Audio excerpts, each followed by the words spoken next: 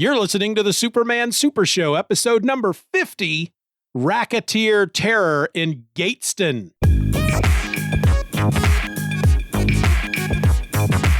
Hello and welcome to the Superman Super Show. I'm a host. My name is Steeven, and 1,000 miles over there to my right is another host, Mr. Ed Moore. Howdy, folks.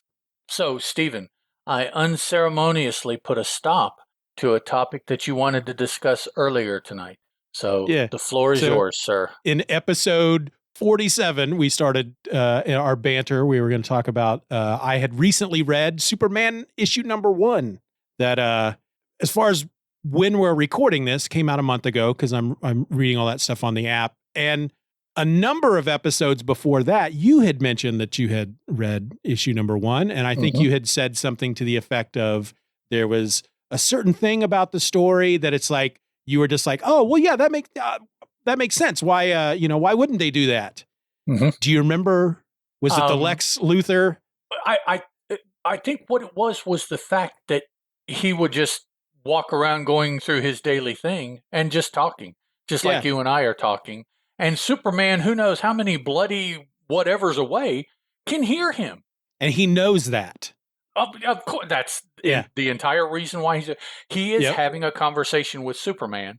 And, people around Lex are like, dude, it's crazy. He's just always walking around talking to himself. No, Superman can hear every word he says.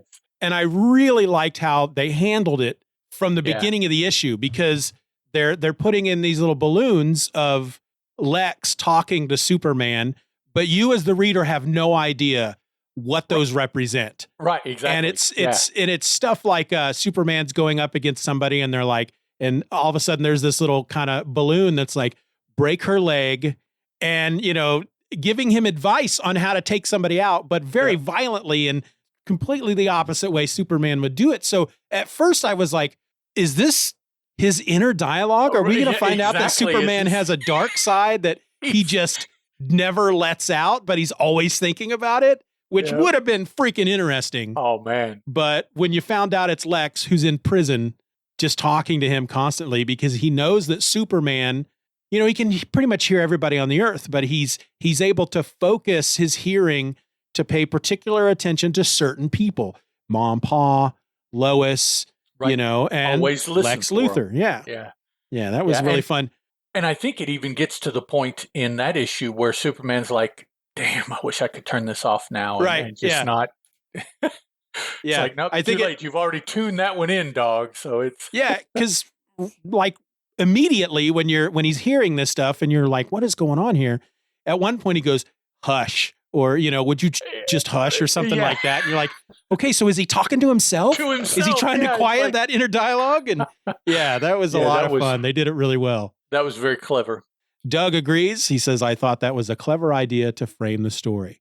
And the artist on that issue, and hopefully for many issues of Superman to come, is Jamal Campbell, who was the artist on the 12-issue Far Sector miniseries about Green Lantern Sojourner Joe Mullen, who, after reading those 12 issues, is now my favorite Green Lantern. Okay.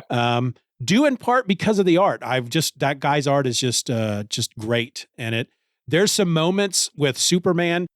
First of all, I always appreciate an artist who gives Superman trunks instead of jockeys, outside of his pants. I like the trunks better than the jockey tighty whities that are actually red kind of look. But the art was just amazing. And then you have this pretty darn good, clever idea of a story going along with it. And so far it was a lot of fun. I will add to that and say that I have also consumed Action Comics 1051 and 1052.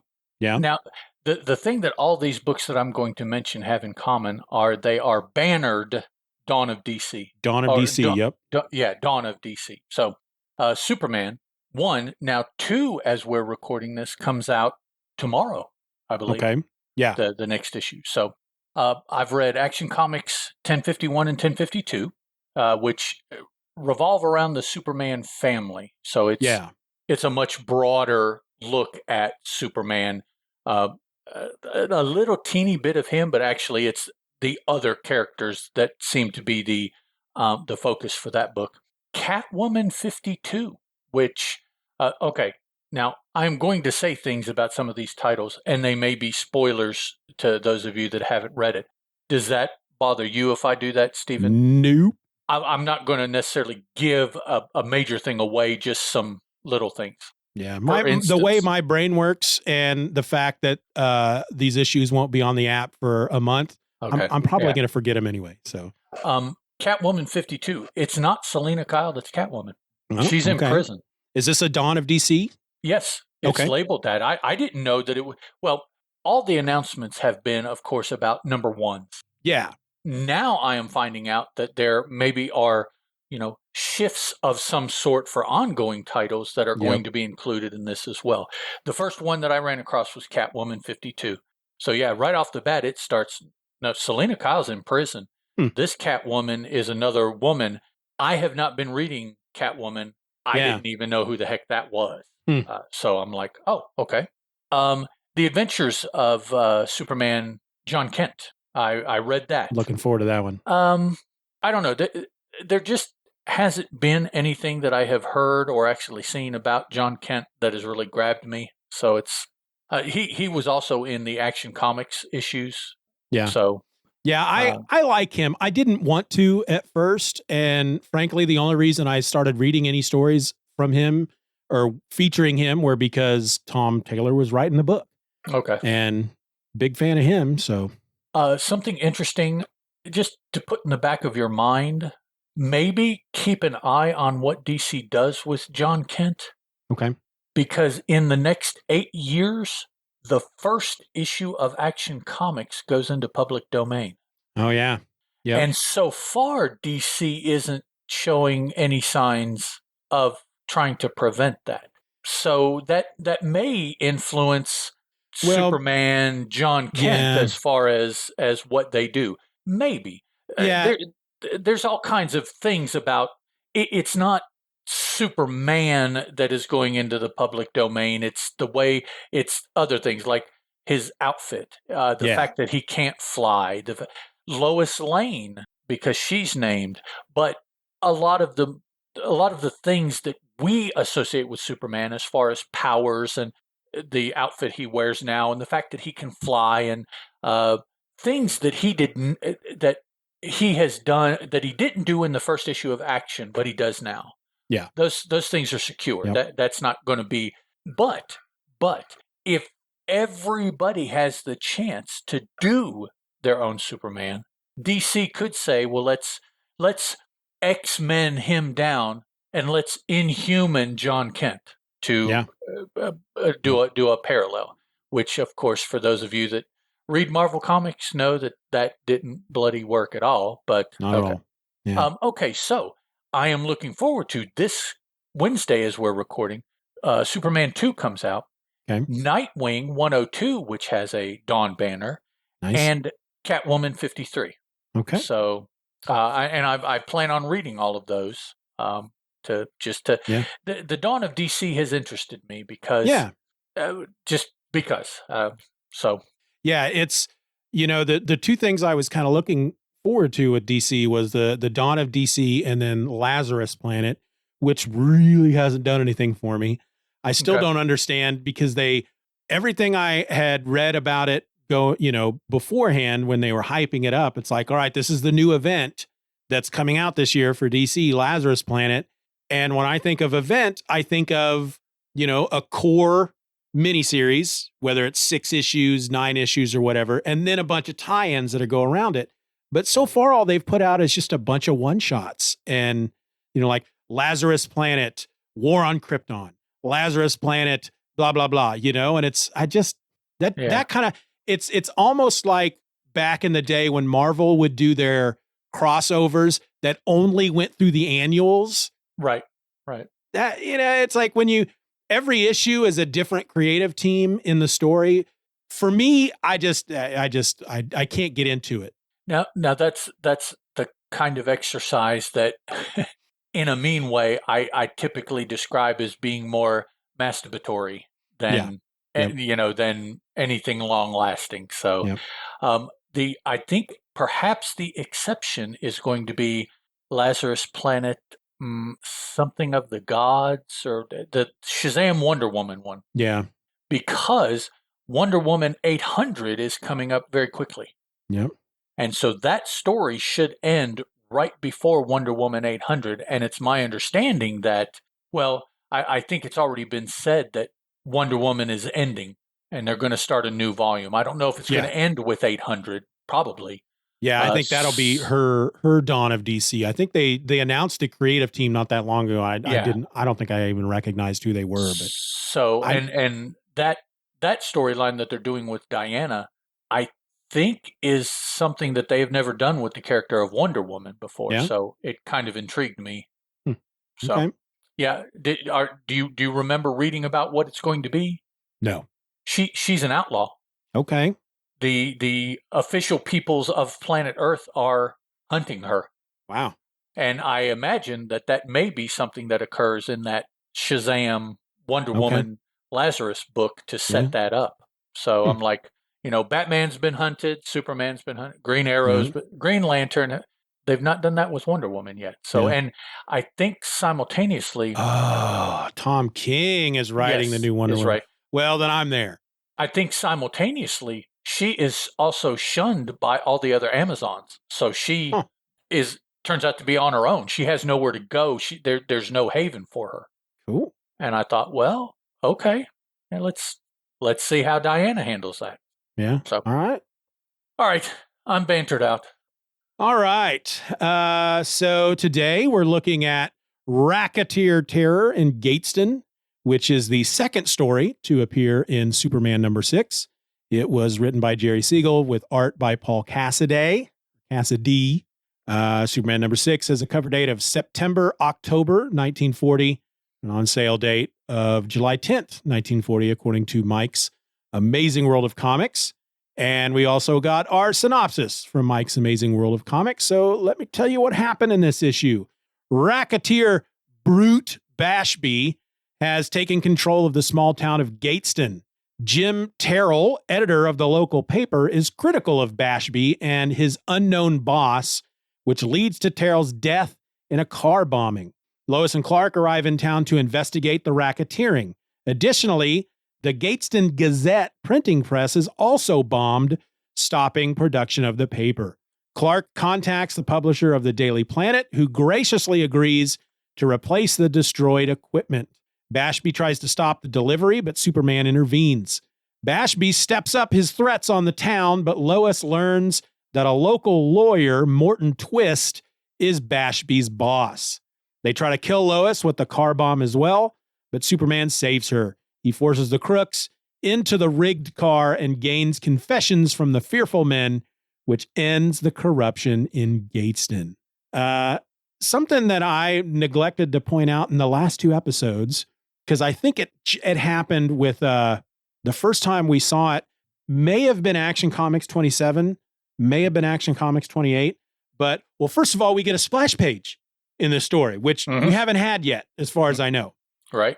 But the last number of stories, instead of starting out with that text box that's like, the text box that's like, stronger than a freight train, blah, blah, blah, we actually get kind of a quick little, this is what's going to happen in the issue or the story. Like this one says, Racketeer Terror, grim, ruthless, descends upon peaceable Gateston. Beatings, bombings face businessmen who refuse to be intimidated by evil Brute Bashby. Into the setup barges the foe of all injustice, Superman. And I feel bad that I hadn't noticed that when it first appeared and didn't mention it. But. Yeah, that's all right. We're noticing so many other things, and we're used to seeing that elsewhere. So when it comes up, it doesn't seem to be new, although in this environment it is. But yeah, you've got the all-knowing narrator standing at his big mic going across the airwaves for the radio play we're about to listen to, right? That's what that sounds like, is the radio narrator setting things up in that voice. So what'd you think of this one? I enjoyed it. It was we're trending recently back to the more Pedestrian? Down to earth. Yes. More, well, obviously, mobster-based Superman. Yeah. The Ultra Humanite is gone. He's come and gone. He was a Flash. It was not that Flash, but just Haven't seen Luthor in a while. Haven't seen Luthor in a while. And no one else has been introduced. Yeah. Of anyone that we know of in his rogues gallery now, I'm sure there are characters that will appear here during the Golden Age that they don't use now. But, I'm reading, I'm up to the early 70s of detective strips for Batman. And we've seen Joker, we've seen Two-Face, we've seen Penguin. Yep. And I'm like, come on. Yeah, the thing with Superman, though, is, a lot of folks that we kind of take for granted as, characters from the Superman universe that just have always been there didn't come from the comics. I was thinking about this today as I was reading one of these stories when the editor, Taylor or whatever his name is, of the Daily Planet sends Lois and Clark off on on an assignment. And I started wondering, I wonder when we're going to see Perry White. And then it kind of dawned on me that I'm, at the same time I'm listening to Superman Radio Revisited. I don't think that's the title of the podcast. But it's the old Superman radio shows. And a lot of those, I think wherever he's at right now, it's about this time. It's in 1940. And Perry White's all over those episodes. So he obviously came from the radio show.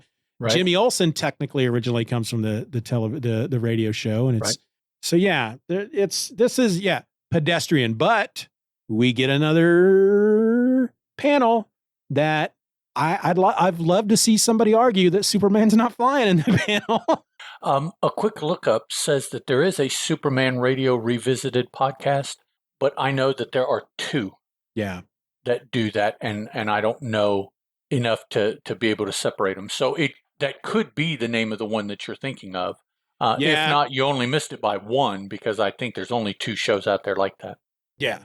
So, okay. Let me quit my Google foo and, you're way in here because Superman doesn't appear for a little while, but here is it the panel right after he's changed in the alleyway, but first I have a little house cleaning to do in preparation. Yeah. Oh yeah. That, I mean, you can't necessarily tell that he's not.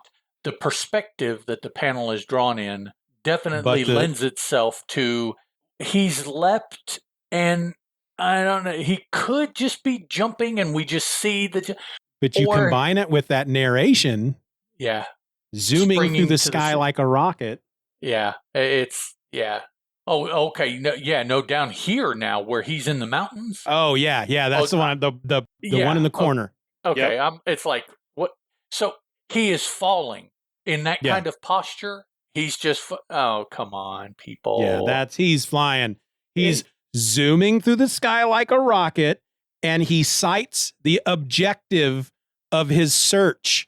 If he's just jumping and he go, oh, there they are, he's going to keep jumping. He's not going to just suddenly stop and drop. Right, he's going to keep going if that's what He'll be like, oh, shit.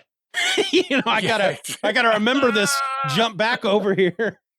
Yeah, it's and these past 2 or 3 strips, it's just getting to the point where the artist and there have been different artists, they want to draw him flying. Exactly. Yes, it's and you can tell nobody is saying anything. So if you don't say, we'll change it to where he is flying, and if we don't say anything, nobody will ever know that it changed. I feel if all these creators were still alive today, I guarantee you they'd be like, oh yeah, he's flying. That was our intention. Yeah. Okay. So froze up on me again. Really? You froze for me. Yeah. Cool. Everything working now? Yeah. So this also reminded me, and I apologize. So many times I bring things up, movie, TV, songs, and I can't remember the title. The brain cells don't work as well as they used to. But this is a story about a bunch of ne'er-do-wells who move into a town to take over the bad guy trade in the town. whether they have to kick out the current bad guys or it's some kind of idyllic town that they are the first bad guys there. Yeah. This will be an easy place to take over. Yeah. Right. Very much reminds me of a movie with Bruce Willis, who unfortunately we will never see act again. I know, and that's sad. That's just very sad. Yeah. Where he is part of like the, I don't know, Italian mob, and there are members of the Jewish mob that's already in this town, and he starts playing them again. He sets himself up to be a member of both, and then starts playing the two sides against each other. And it's this, I think the setting is like a 20s, 30s kind of, mobster kind of setting. Really fun movie to watch. Yeah, I know exactly the movie you're talking about. Okay. I have no idea what it's called, and I don't know that I've ever watched it, to be honest with you. Oh, wow. Yeah, it's really good. Really good. And I don't know why, because that's not necessarily the story here. Yeah. But just this gangsters in a small town. Yeah. Yeah, in the middle of nowhere. Yep. The town is not really the setting. Right. The mobsters and what they're doing is the setting, and so they move in and they take over all the badness. Now here, after the first couple pages, did you know who the leader of the bad guys was going to be? Had no clue. This, I'll tell you what, this story didn't really do anything for me at all. Okay. And because of that, I don't know that I paid a lot of attention. I remember when they finally revealed who the bad guy, the boss was, I was like, I don't even know who that is. Oh, did he show up in the story at some point before this? And I had to kind of look back and I said, oh, okay. I mean, he was as much as the beginning. As much as that last World's Fair comic was kind of this one just did not do anything for me in any. There was a couple of moments I thought were kind of funny, but really it just didn't move me in any way. That that may be the first time that we have rather varying thoughts on the story, because I did enjoy this. I liked seeing the mob move in. I liked seeing them destroy the paper so the paper couldn't work against them. Superman makes a quick call to his editor, and the editor's like, "Oh, I won't just do that. I'll do this to help." And you know, that was cool. So, let's see. There was a face shove. Did you catch the face shove? Yes, there was. I know I you're did a fan of the face shove. Yep. Yeah. Okay. Yep. And then we get another Clark pinching the nerve on Lois's neck, so she passes out and can't see him acting as Superman. So that's happened at least twice now, possibly 3 times. All I could think of when that happened again is like, because it's actually a pretty awesome scene. As soon as she's unconscious, because there's a car following them, and the car, he just knows that they're going to try to run them off the bridge. He waits until the car is alongside them. He opens up his door as he's driving and just kicks the car off the bridge. That was pretty awesome. But when Lois then finally wakes up, she's like, "Oh, what happened?" All I could think of was, Lois, at some point, are you going to start to question why you seem to black out a lot around Clark? And maybe that's something you need to concern yourself about. Yep. You know, what's he doing while you're blacked out? You know, but that was pretty awesome. Him kicking that car off the bridge. This story, I thought Superman was a little bit more nonchalant about what happens to other people than he has been in other stories. Because here, like you said, he kicks this car off the bridge that those men probably died, however many men are in that car. Yep. There's the car in the scene where he is flying through the mountains that goes over the edge, and there are 2 vehicles, and he can only save one, and the one that he doesn't save is another group of bad guys that you actually see the car in flames in that one. I mean, you know what happened to the car there. Yeah. I noticed, I thought that maybe Supes was a little, he has said really aggressive things before, but maybe not necessarily as physically aggressive. Although here it is the opposite. He could conceivably do something, but chooses not to. Yeah. As far as saving these men. Here is another story where he gets shot at by someone. So all 3 stories he's been shot at. Yeah, it's starting to become a thing. And Lois also does a bit of trespassing in this one. Again, so I'm starting to notice that there are certain things that keep happening more and more frequently. So I don't know, lack of imagination, or it's the extent of what they feel they can do with the characters, or what. But there are those same things that, I mean, Superman, if you are thinking he's invulnerable, there are a myriad of ways that you can show that. Yeah. Guns with bullets bouncing off his chest. Yeah, once or twice, but then you're like, oh, look, he pulled a gun. I mean, you know where it's going to go, you know. That's all. It's like, that's always been something that has been associated with Superman for the longest time. You see it in the, you know, it's like whenever you see any kind of clips from the old George Reeves show, they're shooting at him and it's bouncing off his chest. The old joke was chest out. Yeah. And the old joke was always on that show, the gunman would shoot at him, the bullets would bounce off his chest, he'd run out of bullets, throw the gun at Superman, and he'd duck out of the way. You know, which is always funny. But, and then, so it's like, we're getting to the point where it's like, all right, so we know somebody's probably going to shoot at Superman and the bullets are going to bounce off his chest in this issue. And Lois is probably going to get herself into some trouble that he'll have to get her out of. Right. And let's go ahead and add, he's going to carry underarm some bad guy. Yes. That starts to seems to be happening more and more frequently now as well. So we're starting to get tropey now in the Superman stories. The same, you know, you have a list of 10 possibles, and every story has like 3 or 4 off of that list. Yeah, and you know, the one thing you can say about Lois, despite the fact that she is pretty much playing the part of the damsel in distress, that's her role in many of these stories. She's there so Superman can have somebody to save. It's not that she's just like minding her own business and stuff happens that, you know, somebody kidnaps her or something. It's she's getting into these situations because she's purposely putting herself into these situations. She's tracking down stories. Yeah, she's trying to track down a story. She's trying to solve a crime.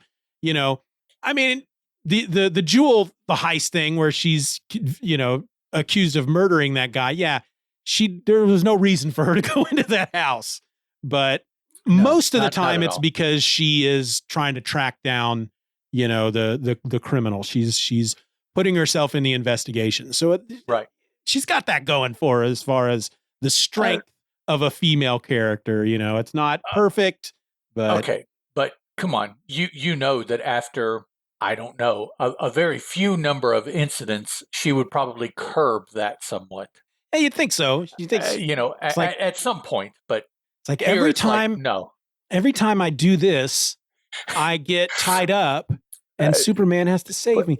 Is this the one of these 3 stories that we've talked about, whether episode 48, 49, or 50, there's a moment where she actually says to Superman, you know, for someone who claims that they don't have feelings for me, you always seem to be there to rescue me. And I don't think it was this one, but yeah. And he's basically like, well, I'm just doing what I would do for anybody, Lois. You know?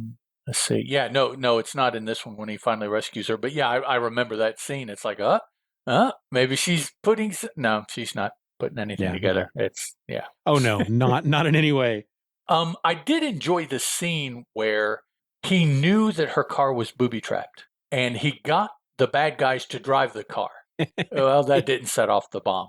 And then he got the guys to do something. Well, that didn't set off the bomb. Well, let's stop here, and you put on your emergency brake. And they were immediately, oh no, we can't do that. We can't. Okay, that's the one that triggers the bomb. And when he tells them start the car, and the one guy says no, I thought he choked the guy to death. He reaches out and grabs him by the throat, and they put that big red like action thing going on. The angle of his head to his body too. It's like looks like he just snapped his neck. Broke. Yeah. It's like he just went, okay, snap.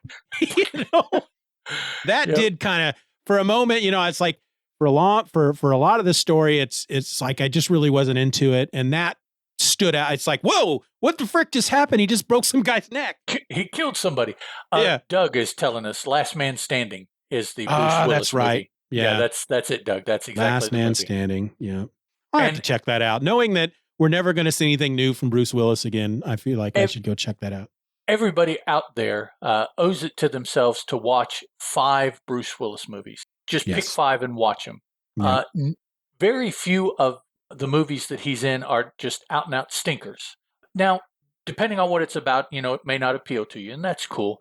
But keep in mind, the dude is alive, but he will never make another movie because of some physical issues that he's run into. Well, more than physical, but he physically won't be able to make any more movies, and that's just like sad.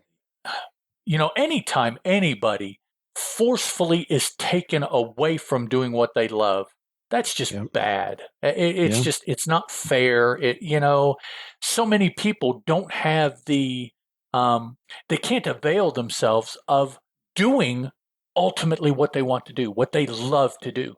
And so anytime those folks have it taken away, I think that's terrible. Yeah.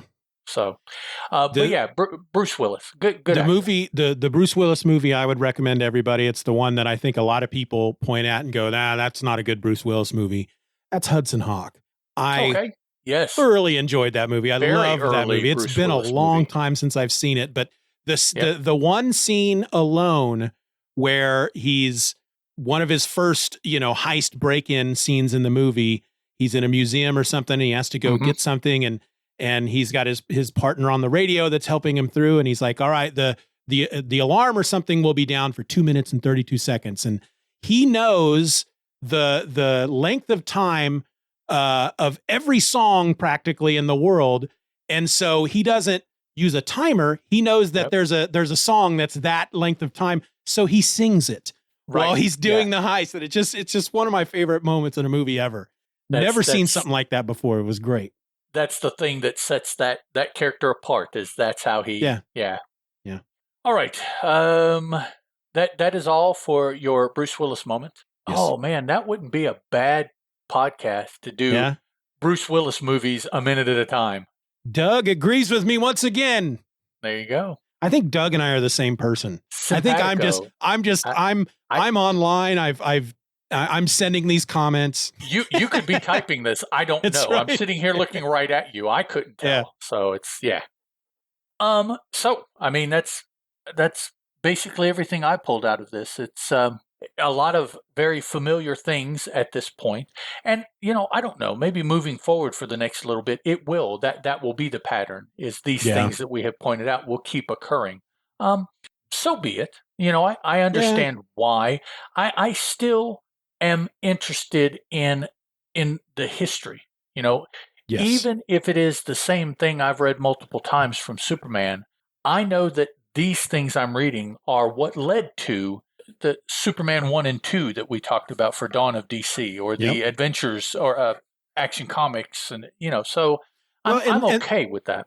The pattern that I've kind of noticed is we seem to get 3 or 4, whether it's a couple of issues of Action Comics in a row, or, a couple of the stories in Superman, like the first 2, like that we'll get like kind of, we'll get 2 boring issues of Action Comics and then 2 boring Superman stories in Superman. But then at some point we get like an Action Comics 27, the Wayward Home, the Wayward Boys Home. We get with issues all that craziness, like where he the final Ultrahumanite issue, which was just bonkers, so that's kind of what, when I get to a story like this that's just literally does nothing at all for me, I'm like, all right, well, we will eventually get to another crazy, bonkers, over the top story that's going to be a lot of fun. But the excitement trough is okay, because there will be a peak as well. And even with a story like this that didn't do any, there's still stuff that I can point out, and like the scene where I thought he just broke a guy's neck. There's a moment here. I don't remember exactly what's going on, but he's holding 2 guys under his arms. They're facing up. So again, their backs are probably being broken as they're jumping.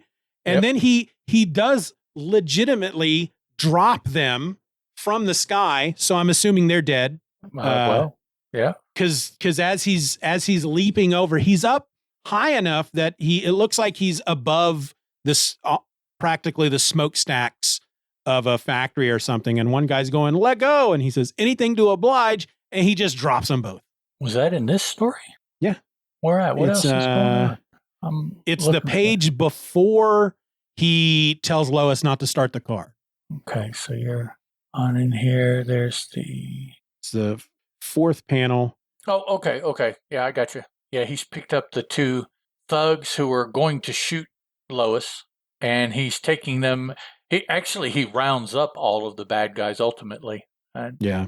Does here, let me rip this fence out over here and encircle all the bad guys trick. Yeah. Which yeah.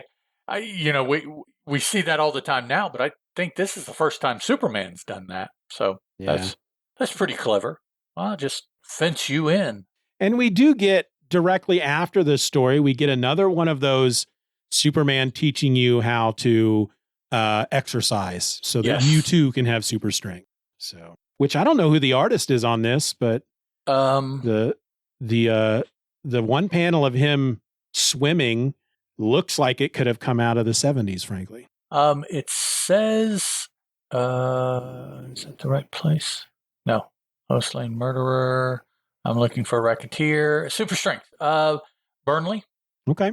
Burnley and Schuster with Burnley and Cassidy on inks. And then there's a note here. It says, art credits verified by Burnley to Craig Dellick. Superman insert at the top of the page by Joe Shuster and Paul Cassidy. Superman insert. Okay, the little circle, I guess, is what they're talking about there. Him breaking the chain, yeah. And then the rest of it is, the very first panel there, that Superman, his face, it looks very different from any faces that we've seen.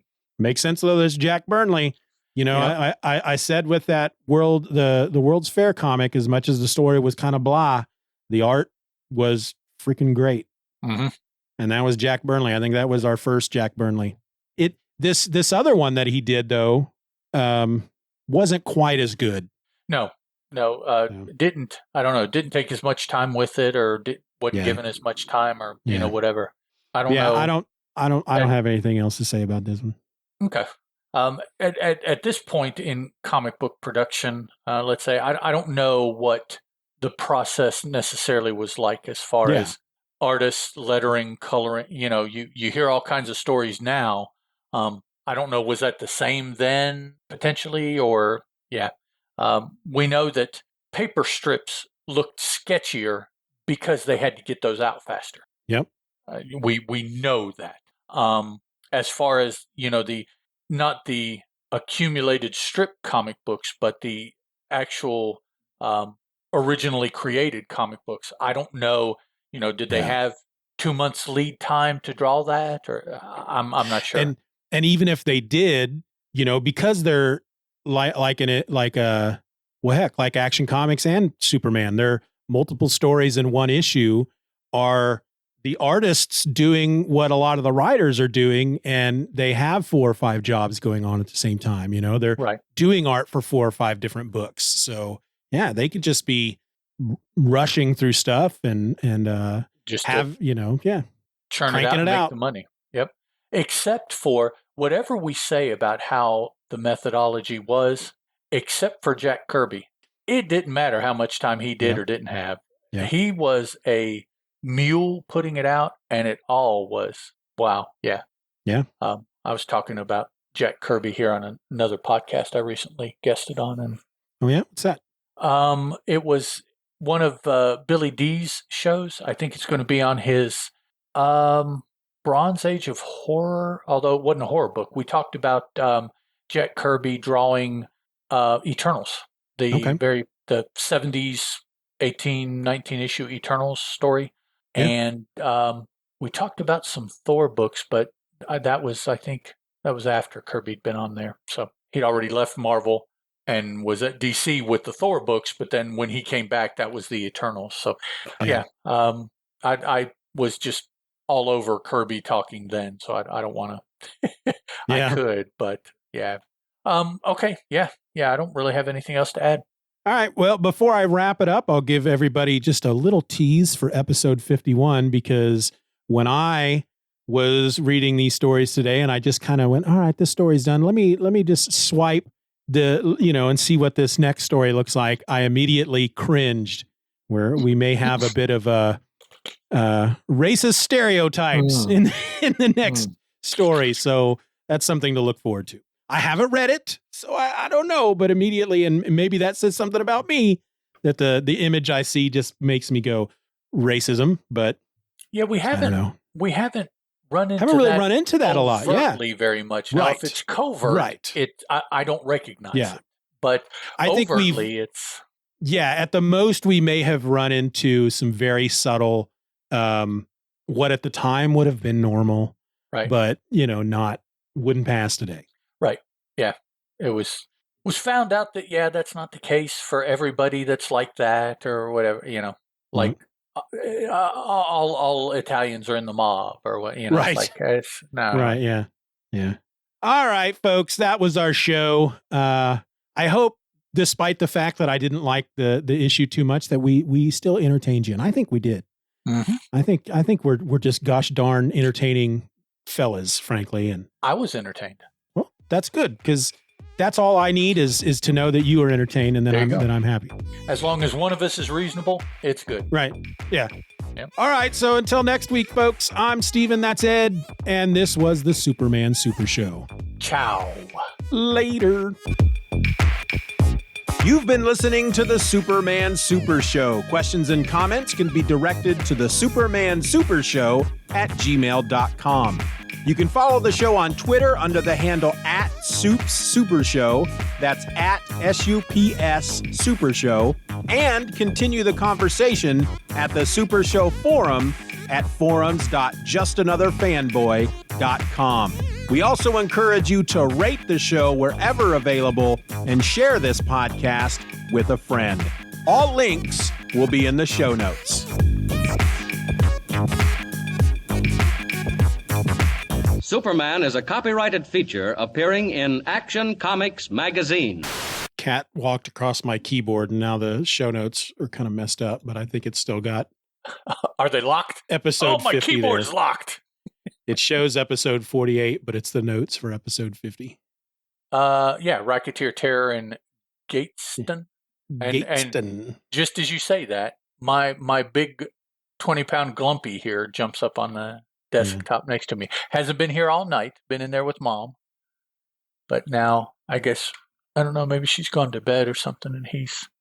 And they're like, well, the other guy's talking about his cats. I want to get in on this too. Yeah, really. Okay, so I am ready to go with the banter being about some DC Comics.